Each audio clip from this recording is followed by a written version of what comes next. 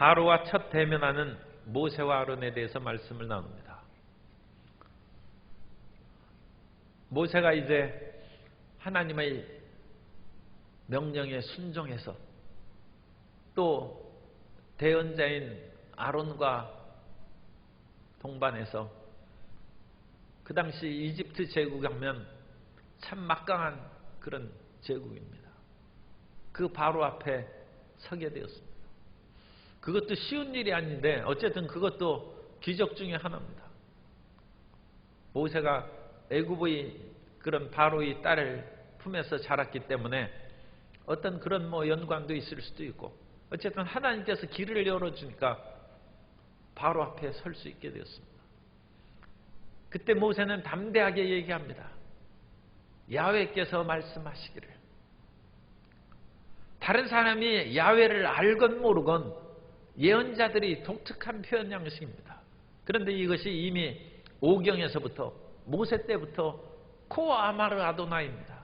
야훼께서 말씀하신다. 그래서 그 말씀을 나는 전하러 왔다는 것입니다. 그래서 내 백성을 내보내서 나를 섬기게 하라는 것입니다. 어떤 면으로 보면 참 겁이 없는 바로가 전제군주고 이 파라오는 그 당시 살아있는 신입니다. 태양신이 드러나서 바로가 되고 그 바로가 죽으면 오시리스의 그런 지하의 신으로 변하는 신입니다. 이집트에는 법이 없습니다. 왜 법이 없느냐? 바로가 곧 법이고 신이기 때문에 법률이 없어요. 비슷한 시기에 메소포타미아는 여러 성문법전들이 많이 만들어졌습니다.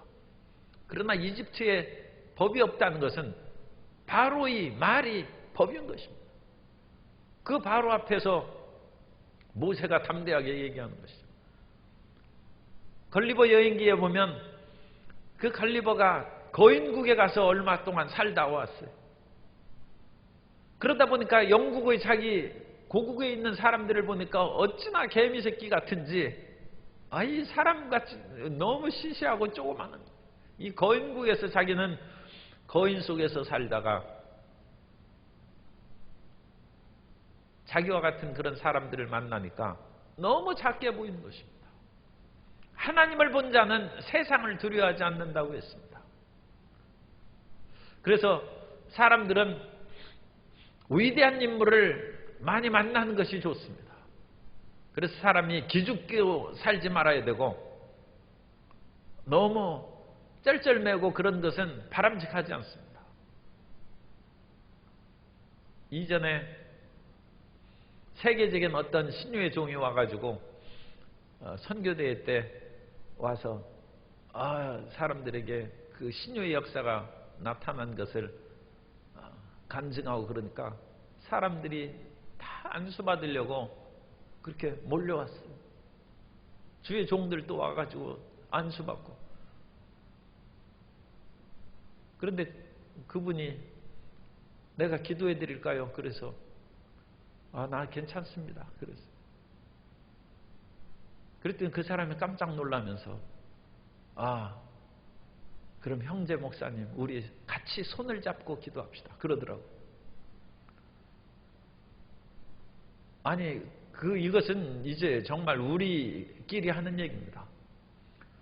세계적인 신유의 종 조영규 목사님에게 안수 받은 그 경험이 있으면 됐지 누구한테 그렇게 앞에 와가지고 무릎 꿇고 안수를 받습니다.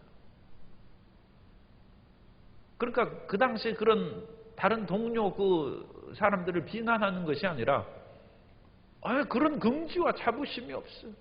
외국의 위대한 신유의 종이라니까 그 앞에서 그냥 무릎을 꿇고 기도를 받고 그런.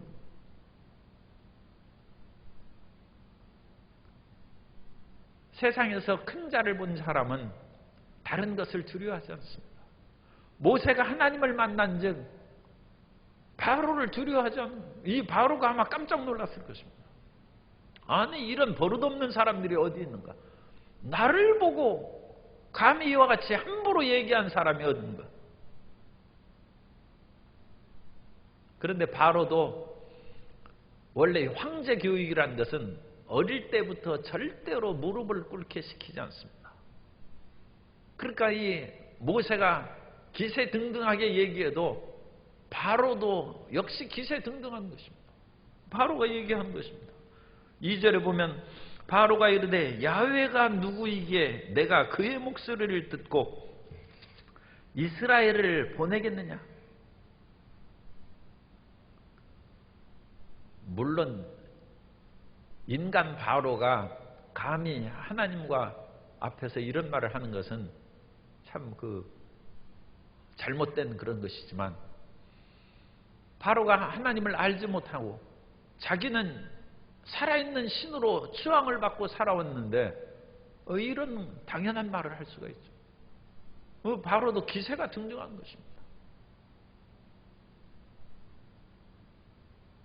세상에 우리가 어떤 일을 시행할 때 우리만 담대한 것이 아니라 다른 사람도 담대하다는 것을 우리가 기억해야 돼요. 모든 것이 딱 우리가 기세등등하면 꺾여버리는 것이 아니라, 그러니까 부딪혀서 싸우는 것이죠. 그런데 바로가 싸울 만한 상대를 지금 잘못 고른 것일 뿐이지, 이 바로는 당연히 그만큼 기세등등한 왕인 것입니다. 그래서 그 일을 이런지하에 거절합니다. 야훼가 누구냐? 내가 어찌 그 말을 듣겠느냐?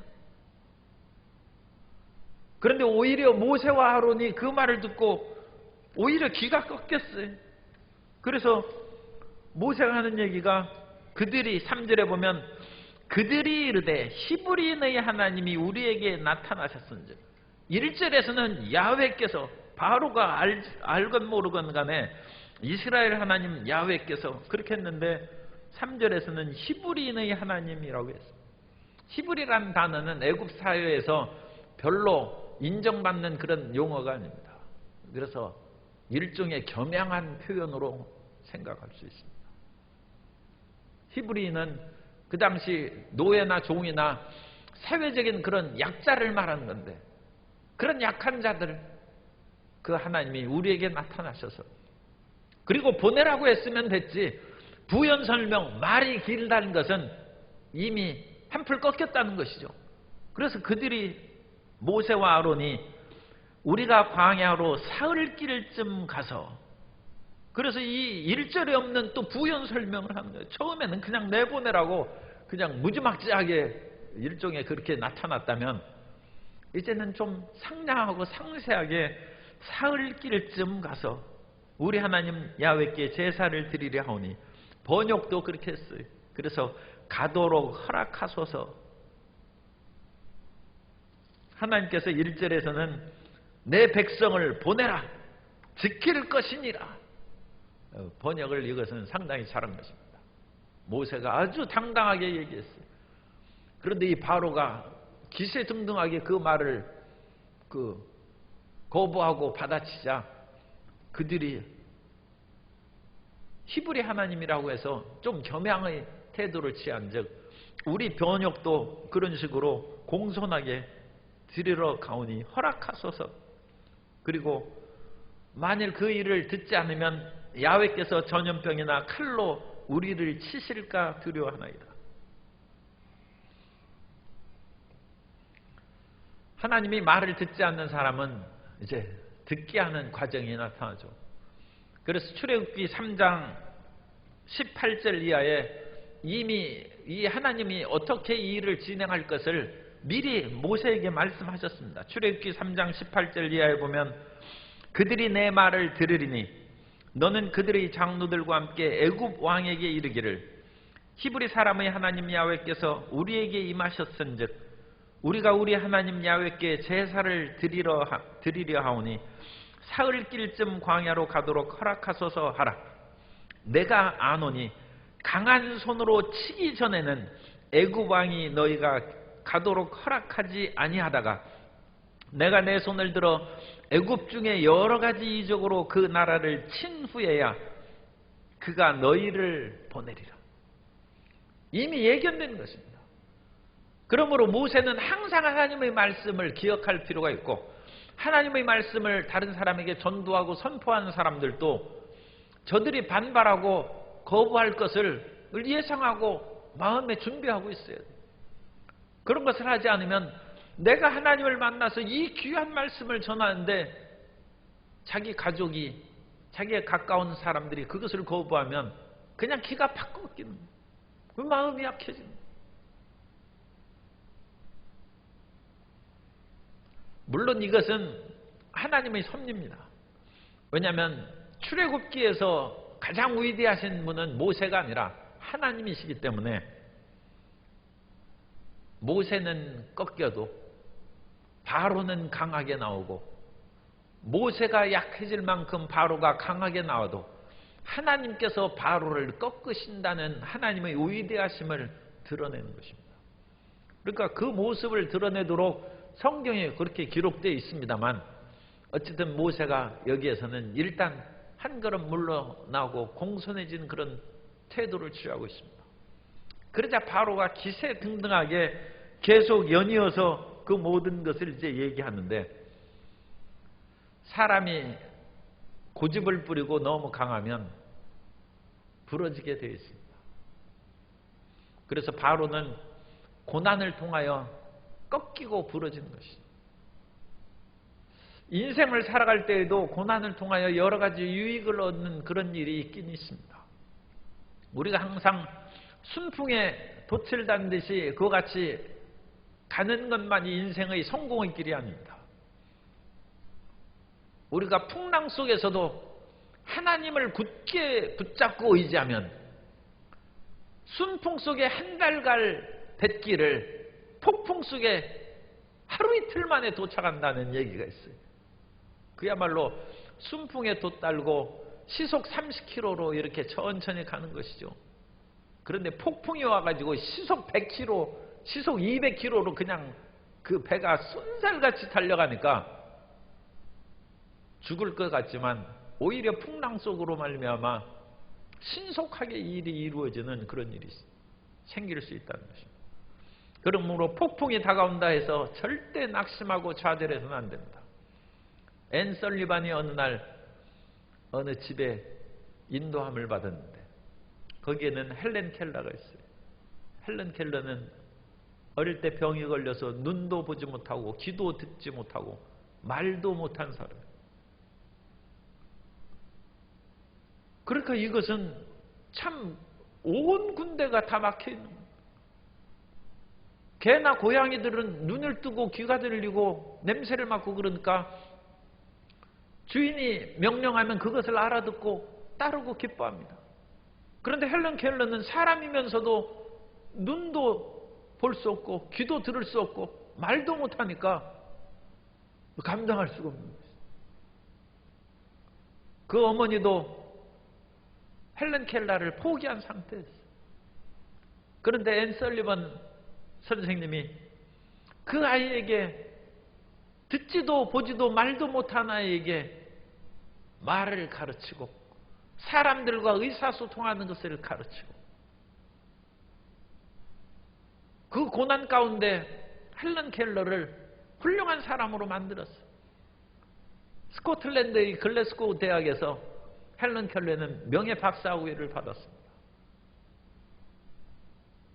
그 박사학위를 받을 때 하나님께서 나같이 보잘것없는 사람에게 이런 학위를 수여해 주신 것을 감사한다고 했을 때, 그 연설을 듣고 청중들이 일어나서 기립박수를 쳤는데 헬렌 켈러는 아무 소리를 못 듣고 그냥 얘기하고 있는데 그 기자의 전한 얘기는 천둥소리 치는 것 같았다. 고난을 통하여 헬렌 켈러가 사람들이 존경하는 사람으로 변한 것입니다. 그 업적을 이룬 그 설리반 선생이 한 말이 있어요. 시작하고 실패하는 것을 계속하라. 시작하고 실패하는 것을 계속하라는 것입니다. 시작하고 실패하고 또 시작하고. 그러면 시작하여 실패했으면 자기가 원한 것을 성취하지는 못했을지라도 무언가 남는 것이 있고 계속해서 자기 시작하고 일을 행하면 어떤 가치 있는 것이 만들어진다는 것입니다. 그러므로 실패를 두려워하지 말고 시작하고 실패하는 것을 계속하라고 했어요. 헬런 켈러에게 물을 가르치기 위해서 수백 번을 물을 대주면서 이게 물이라는 것을 말을 가르치는, 어찌 수천 번 했겠죠. 그 아무것도 듣도 보지 못한 이게 그같이 의사를 전달하고 말을 할 수 있는 그것을 깨우쳐 줄 수 있다. 그래서 성경에는 시편 119편 71절에 고난당한 것이 내게 유익이라 이로 말미암아 내가 주의 율례들을 배우게 되었나이다. 세상에 이름을 날리는 것이 꼭 뭐 성공한 것이라고는 얘기할 수 없습니다만 어쨌든 헬런 켈러는 이 지구상에 모르는 사람이 문명국에서는 뭐 없다고 해도 과언이 아닐 것입니다. 그런 상황을 보면 우리가 모든 것이 정상이고 한다 할지라도 헬런 켈러를 능가했다고 할 수 없어요. 그러니까 헬런 켈러가 고난을 통하여 오히려 세계적인 위대한 사람으로 드러나게 된 것입니다. 그럼 우리 인생에 고난이 다가온 것으로 인하여 비탄에 빠지고 좌절할 까닭이 전혀 없습니다. 더군다나 하나님을 믿는 백성들은 끊임없이 기도하고 성령의 인도하심을 받아 살아가면 고난받는 것이 내게 유익이라는 또 하나의 아름다운 간증을 만들게 될 줄로 믿습니다. 그런데 바로는 기세등등하게 이제 핍박의 일을 얘기합니다. 그래서 나는 너희 말을 듣지 않는다. 그러면서 4절에 애구방이 그들에게 이르되 모세와 아로나 너희가 어찌하여 백성의 노역을 쉬게 하려느냐. 너희도 가서 일이나 하라는 것입니다. 이런 쓸데없는 거 와가지고 뭐 하나님께 예배드리고 그런 얘기 하지 말고 너희 일이나 하라. 5절에 보면 바로가 또 이르되 이제 이 땅의 백성이 많아졌거늘 너희가 그들로 노역을 쉬게 하는도다. 그러면 우리가 얼마나 재정적인 손실이 다가올 줄 아느냐. 그 당시 출애굽할 때 장정이 60만 명입니다. 그건 노동력입니다. 60만 명이라는 것은 군사와 노동력인데 그 군사로 나아갈 수 있는 사람은 전 인구의 4분의 1, 25%를 군대 숫자로 잡습니다. 그러니까 그 당시 애굽 이스라엘 백성들이 60만 곱하기 4하면 4배를 해야죠. 240만이다. 그럼 240만 명은 군인이요 노동력입니다. 20세 이상이니까. 그 노동력을 하루 품삯으로 하면 한 데나리온이니까 240만 데나리온이에요. 240만 데나리온이면 한 데나리온을 그냥 계산하기 쉽도록 하루 품삯을 10만 원으로 잡으면 240만 데나리온이니까 하루 일당이 240만 곱하기 10만 하면 2,400억이에요. 2,400억. 하루에 2,400억이 손실된다는 거예요. 하루에. 3일 하면 7,200억이에요. 7,200억.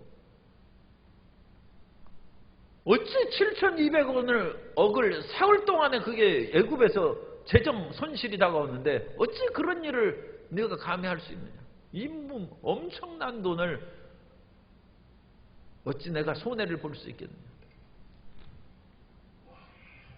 그러면서 바로는 오히려 그 6절에 보면 바로가 그날에 백성의 감독들과 기록원들에게, 이 여기 백성의 감독은 애굽 감독이고 기록원은 이스라엘의 그런 또 감독들입니다. 그걸 어떻게 할 수 있느냐면 14절에 보면 바로의 감독들이, 그래서 이것은 애굽 사람들입니다. 바로의 감독들이 자기들이 세운 바 이스라엘 자손의 기록원들을, 그러니까 벽돌 숫자를 세워서 기록하는 그런 하급 일을 이스라엘 사람들의 그 지도자를 불러서 시켰어요.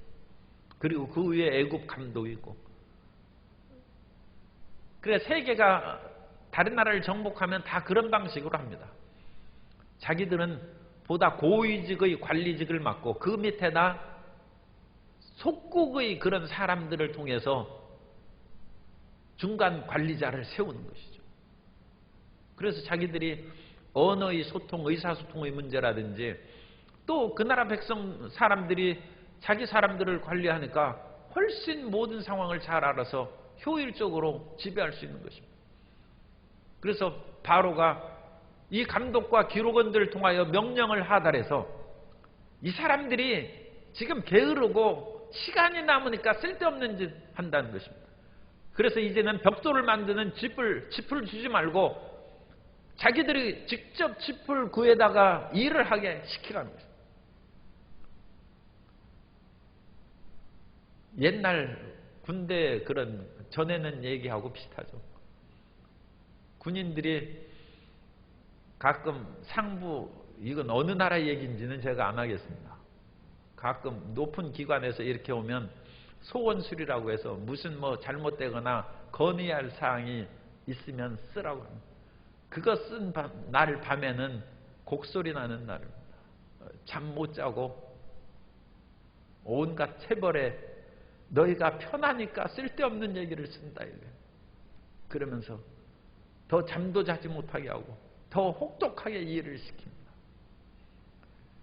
그것이 전제군주의 통치방법입니다. 이 수천 년 이래로 말이 많은 사람은 지금 시간이 남고 게을러서 그런 것이다. 한마디도 말이 못 나오도록 혹독하게 일을 시키고 지배하라는 거예요. 바로의 지배 방식이죠.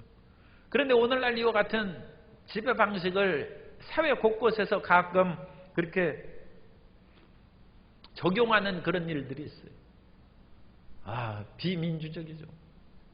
완전 전제적인 그런 잘못된 것입니다. 그런데 바로가 그 이스라엘을 괴롭히는 감독들과 기록원들에게 그렇게 해서 짚을 주지 않는 것입니다. 그래서 이스라엘 백성들이 직접 이제 그것을 나아가서 짚을 구해와야 돼. 그런데 그것이 금방 떨어지니까 나중에는 12절에 보면 백성이 애굽 온 땅에 흩어져 곡초 그루터기를 거두어다가 짚을 대신하니, 곡초 그루터기는 이제 밑에 조금 남은 그런 그 밑둥이죠. 그런 거 잘라다가 그것마저도 이제 없으니까 오늘날 그 비동과 람셋을 발굴했을 때 벽돌에 짚이 들어가지 않는 벽돌들이 발굴이 됐어요.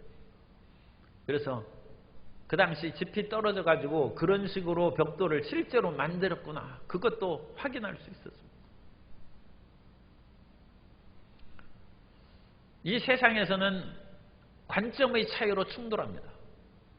지금 모세와 아론은 이 백성들이 자유롭게 나아가서 하나님을 예배하라는 그 말을 전하고 있습니다. 그런데 바로는 그것은 게으른 짓이다. 어찌 하루 2,400억 원을 그 물질을 손실을 입으면서 그런 일을 하려고 하느냐. 그런 것은 절대 불가능하다. 두 관점이 충돌하는 그것으로 인하여 이 세상은 정과 반의 충돌로 또한 합의를 이루어내는 과정으로 발전해 나갔다는 것이 헤겔의 정반합 이론입니다. 그런데 어쨌든 간에 이 세상은 모세와 같은 꿈과 비전을 제시하는 사람, 그것을 이상주의라고 합니다. 성경에 이상주의 그런 비전이 있어요. 그리고 애굽 왕 바로처럼 하루 손실이 얼만데 어디 딴 데 나가서 그와 같이 예배를 드리고 시간을 허비하느냐. 실용주의입니다. 실용. 그래서 이상주의와 실용주의 노선이 서로 충돌합니다. 그래서 왕들을 비롯한 기득권의 사람들은 실용적인 것을 주장하고 예언자들은 이상주의를 주장합니다. 지금 중대재해법이 국회에서 통과하는 것이 진행되는데 뭐 그것은 어떻게 되는지 모르겠습니다만, 중대재해법이라는 것은 중대재해기업처벌법입니다. 중대재해가 생기면 기업을 처벌하는 것이죠. 그건 당연히 노동자에게 유익한 것입니다. 그러므로 정의당 대표가 지금 국회 앞에서 단식 농성하면서 이 중대재해법 통과를 위해서 부르짖고 그 원안대로 올바르게 해야 된다 하는데, 지금 거대 여당에서는 이미 실용주의 노선으로 얘기합니다. 이런 식으로 얘기했다가는 모든 기업이 살아남을 수 없으니까 그것을 조정하자는 그것으로 서로 여야가 그같이 지금 조정하고 있습니다. 사람이 입장이 바뀌면 이상주의를 얘기하는 사람도 실용주의로 변할 수 있어요. 그러니까 기득권을 가진 사람은 항상 실용주의를 얘기하기 마련인데, 그것이 뒤집어지면 그 사람은 이제 여당에서 야당으로 되면 이상론을 얘기하고 그 반대는 실용을 얘기하는 것입니다. 그런데 이상과 실용의 두 가지 충돌 가운데서 어떤 것을 선택해야 됩니까? 그것을 선택한 것은 하나님의 뜻을 선택하는 것입니다. 우리는 어떤 그런 일을 행함에 있어서 내 주장과 다른 사람의 주장 가운데 하나님의 일을 행하는 것을 수행해야 됩니다. 그것이 우리의 선택할 사항인 것입니다. 우리는 그러므로 여당이나 야당의 주장이나 또는 이상주의나 실용주의나 그것의 어느 한편을 선택하는 것이 아니라 그것을 초월한 하나님의 뜻을 우리가 붙잡고, 그 물론 하나님의 뜻이 이상주의일 수도 있고 하나님의 뜻이 실용주의일 수도 있어요. 그러나 우리는 어떤 이상주의나 실용주의 어느 한편을 선택하는 것이 아니라 그 모든 것이 조화되어서 온전히 하나님의 뜻이 이루어지는 그 길로 나아가야 될 줄로 믿습니다. 그래서 바로는 이스라엘 백성들이 애굽에서 나가서 사흘 동안 일을 안 하고 예배하는 것을 반대하고, 모세는 그것을 주장하지만 중요한 것은 하나님의 뜻이 어디에 있느냐는 것입니다. 하나님의 뜻은 이스라엘 백성들을 내보내는 것이 하나님의 뜻입니다. 그러므로 하나님의 뜻대로 그 모든 것을 진행할 수 있도록 모세는 당연히 그것을 주장해야 되고 바로는 당연히 그것을 순종해야 되는 것입니다. 이것이냐 저것이냐 선택의 기로에 있을 때 우리는 내 뜻이냐 상대방의 뜻이냐, 내 뜻을 주장하고 밀어갈 것이냐 아니면 상대방의 뜻에 내가 굴복할 것이냐, 그것으로 갈등을 겪을 것이 아니라 하나님의 뜻이 어느 것이냐 그것을 우리가 깨달아 하나님의 뜻대로 살아가는 우리가 되어야 될 줄로 믿습니다. 그것이 하나님이 원하시는 것이고 우리가 이 세상을 성공하는 것입니다. 그래서 이 모든 일을 통하여 감독들이 이 바로의 명령을 통해서 13절에 보면 감독들이 그들을 독촉하여 이르되 너희는 집이 있을 때와 같이 그날의 일을 그날에 마치라 하며, 바로의 감독들이 자기들이 세운 바 이스라엘 자손의 기록원들을 때리며 이르되 너희가 어찌하여 어제와 오늘에 만드는 벽돌의 수요를 전과 같이 채우지 아니하였느냐 하니라.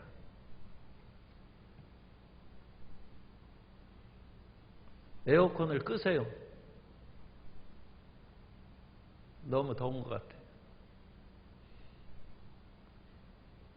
하나님께서 이 백성들이 모든 어려운 상태 가운데 주의 뜻을 이끌어갈 수 있도록 인도하시는 것입니다. 그런데 그 주의 뜻을 이끌어가기까지는 이미 예견된 대로 강렬한 저항이 있을 것이다. 그래서 바로의 저항이 있고 바로의 명령을 받은 사람들은 바로에 대해서 아무 이의를 제기하지 않습니다. 바로 밑에 있는 관리들에게는 책임을 지금 물을 수는 없어요. 이 감독원들이 기록원들을 때렸다고 했어요.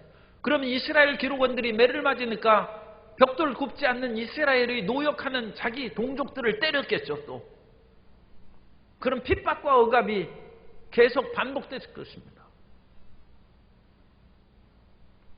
그러나 그런 속에서 하나님의 뜻이 이루어지는 것을 우리가 살펴보는 것이 이 세상을 올바르게 파악하고 헤쳐나갈 수 있는 길입니다. 우리가 고난당하고 또는 기쁘고 행복한 일이 우리에게 다가오느냐, 그것도 우리 눈앞에서 굉장히 중요한 사실이지만 그것보다 기쁠 때에도 이것이 하나님의 뜻인가, 그것을 생각하는 것이 중요하고, 고통스러울 때도 그것이 하나님의 뜻대로 나아가는 그런 과정인가, 그것을 생각하는 것이 중요한 것입니다. 어떤 일이 있어도 우리는 하나님의 뜻이 이루어지기를 우리가 소망해야 되고, 지금 코로나19로 말미암아 여러 가지 어려운 상황 가운데 있을 때 하나님께서 우리에게 원하시는 일들을 지금 우리가 완수해 나아가고 있는가, 우리가 하나님께서 원하시는 그런 마음 자세로 우리가 변화되고 있는가. 지금 어렵죠. 일용할 양식과 삶의 모든 것이 지금 닫혀있고 힘든 과정은 그건 누구나 알고 있습니다. 그러나 이런 그 모든 어려움 속에서 하나님이 원하시는 것을 우리가 깨달아서 그 길로 나아간다면 우리는 고난을 유익으로 변하는 것이고, 만일 그것을 깨닫지 못하고 이 어려움 가운데 눈물을 흘리고 탄식하고 좌절하고 주저앉아 있기만 한다면 그건 헛고생하는 것입니다. 바로는 헛고생하는 것이고 이스라엘 백성들은 그 속에서 하나님을 만날 것입니다. 오늘 우리에게 다가온 고난을 통하여 하나님을 만나는 유익으로 다가오게 하기를 예수님의 이름으로 축원합니다. 그 은총이 우리에게 임하면 우리는 어떤 고난을 통해서도 우리는 발전하게 될 것이고 믿음의 성장이 있게 될 것이고 더 많은 유익으로 이 사회를 빛내는 하나님의 자녀가 될 줄로 믿습니다. 고난에 무릎 꿇고 결코 좌절하고 비탄에 빠진 일이 다가오지 않냐고 하나님을 바라보는 믿음의 눈이 열리게 되시기를 예수님 이름으로 축원합니다.